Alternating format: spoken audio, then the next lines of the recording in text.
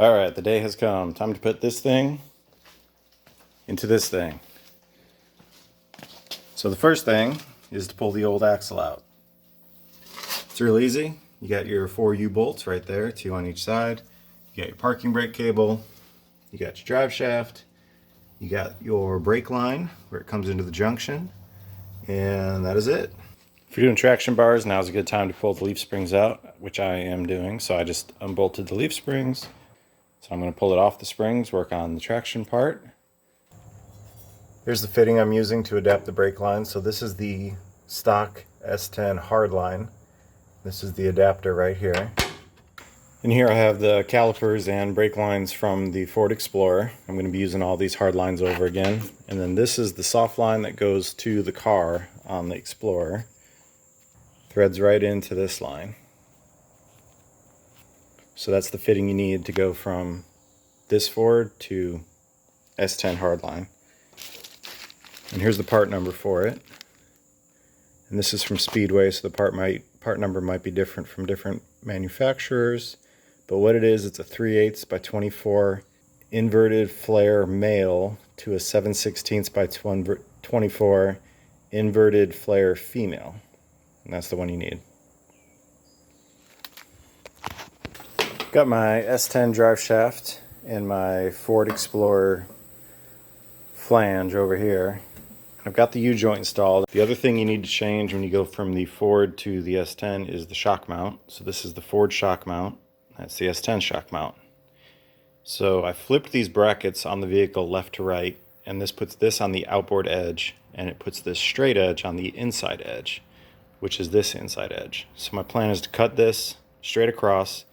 Then I'm just going to weld this whole side onto this bracket where it's straight. So I'm going to cut that.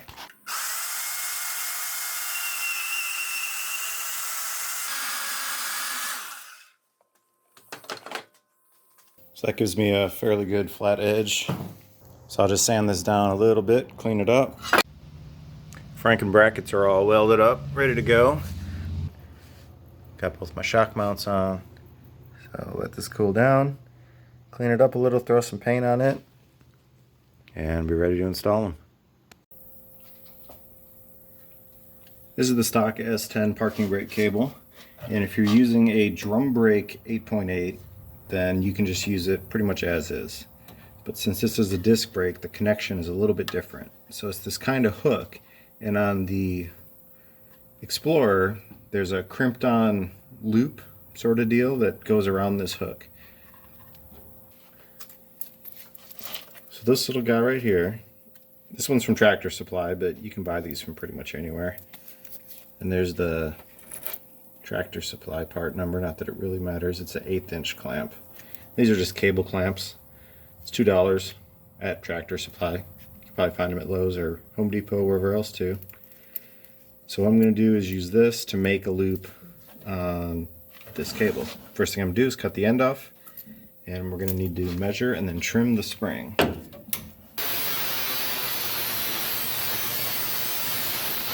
Alright, so when you trim your spring, you want to make sure that you still have tension between the crimped on fitting and where it's going to push against the cable here. So now my spring's trimmed down. I'm right about 3 3/4. Can't really see it.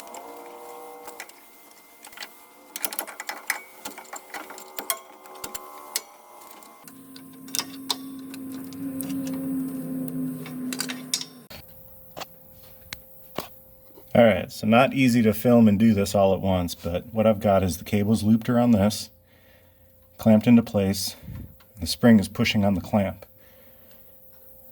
So I'm going to go up and I'm going to actuate the brake and give you an idea of how this works.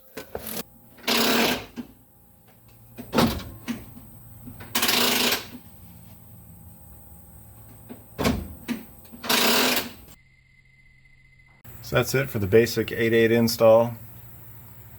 Stock shock mounts, stock leaves. I pulled out the bottom helper leaf, and that's for the traction bars. That's not so much for the 8/8 install. You can leave those if you're just doing the 8/8.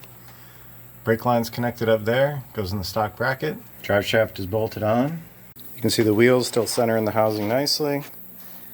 Ride height is close to stock. With the 8/8, since you're increasing the diameter of the axle, you're basically giving it about a 1/2 inch to a 1 inch drop because you have the larger diameter, which moves the axle center line up from the spring about a 1/2 inch to 3/4 inch. So if you're going to lower your truck, I'd wait till after you do the swap, then figure out how much you want to lower. With mine, it's about the same as stock because the traction bars, when you just touch the spring with those, it actually increases your ride height. So it kind of evened itself out on mine. But that's it. Fits in there pretty good. Still working on my traction bars. Those will be probably in one of the next videos. I still need to get a little bit of hardware for them and get them all set up. But 8/8 is in there. Fairly easy with the chopped housing. You can see the tires pretty much sit where stock is. They don't stick out at all. Here's a look from the back side. I haven't painted up my calipers yet. Plan on doing that after I bleed all the brakes. You see there's plenty of clearance for a 15-inch stock S10 rim in here. So that's it as far as the 8/8 goes. Like I said, traction bars will be in next video. Then the video after the traction bars will be this. This is a rear ZQ8 sway bar. And only the ZQ8s, as far as I know, came with these. Probably some other options too, but there's no thick or thin. There's only one stock type. So it's about a 3/4 inch bar. But this came out of the same extreme that I got the front sway bar from. I got the brackets, I got the end links. The only thing you have to do is you stick it up in your frame, you drill these mounting holes. There's 3 of them. And then you got a rear sway bar.